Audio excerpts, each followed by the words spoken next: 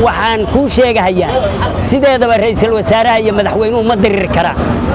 madaxweynaha jamhuuriyadda Soomaaliya Maxamed Cabdullaahi Farmaajo iyo ra'iisul wasaare Maxamed Xuseen Rooble ayaa waxaa ka dhex qarxay dagaal siyaasadeed oo ku saabsan cidda la awoodda fulinta iyo heshiis gelista xukuumadda Soomaaliya. waxaan wax ka weydiinay dadka ku nool magaalada Muqdisho sida ay u arkaan khilaafka soo kala dhex galay labada mas'uul iyo saameynta ay ku yeelan karto geedi socodka doorashada dalka. saameyn aad iyo aad u xoog badan ay ku yeelan kartaa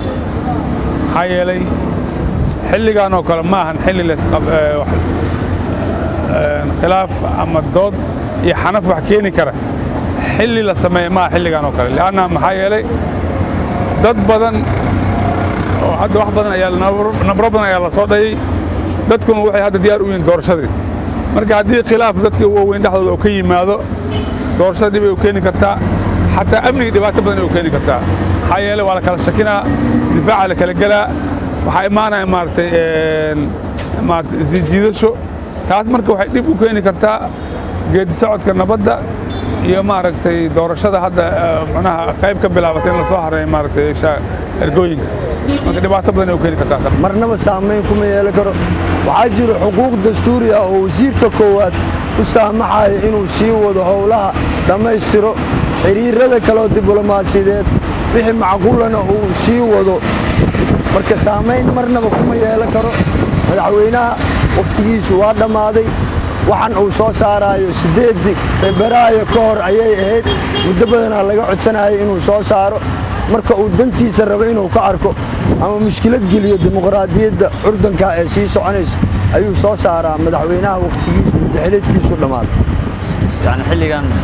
iyadoo dalka la ogyahay in doorashooyin oo galay in xilligan khilaaf dhacmo maahan wax wanaagsan macnaha marka waxaan leeyahay waa dib u dhac يعني ماركتي دبودع laga shaqeynayna miiskooda hadalka inta la tago wixii khilaafada hal xaliyo waxaan ku sheegahayaa sideedaba ra'iisul wasaaraha iyo madaxweynuhu ma dirir karaan dawladdeena dad dastuurka waxaa noo sameeyay inay raba in daddan leeyuhu oo Soomaaliya madax ka noqdaan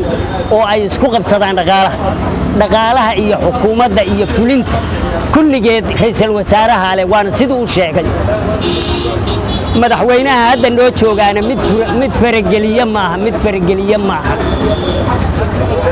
wuxuu u faragelinay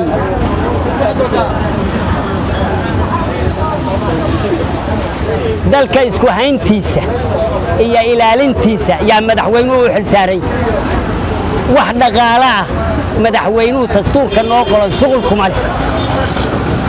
xukuumadaas kale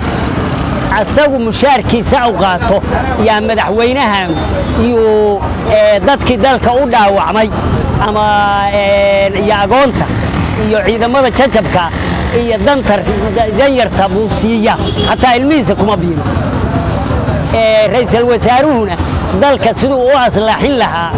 oo isugu duwi lahaa buu ka shaqeeyaa waana siduu uu sheegay wuuna ku guulaystay waxaanan ka madax bannaanayna taageerada caalamkaanaan ka madax bannaanay dalalkana taageerayna waxay nagu cadaadiyeen Kenya in lala shiro intaasaa ra'iisul wasaaruhu waa naga baasaynaya oo maaragtay waa u beenguulhaya ra'iisul wasaaruhu waa Cabdullaahi Ciise wadani weeye ninkii calanka kaligii loo diray buu masalayaa oo isku dhigiyay dalka oo sidaanana khilaaf ma gelinayo madaxweynuhuna Soomaali way isbaratay oo waa la yaqaan Amiir Nuur weeye adeerkiisa Amiir Nuurka Axmed Gurey ku xigeenkiisa ay Axmed Gurey ba ahaa harar ku duugan madaxdii dalka soo hogaamin jiray iyo wadaninimadiisaba waa la yaqaan ma gar wax khilaaf oo jira ma leh Khadra Ali Jimcaale VOS TV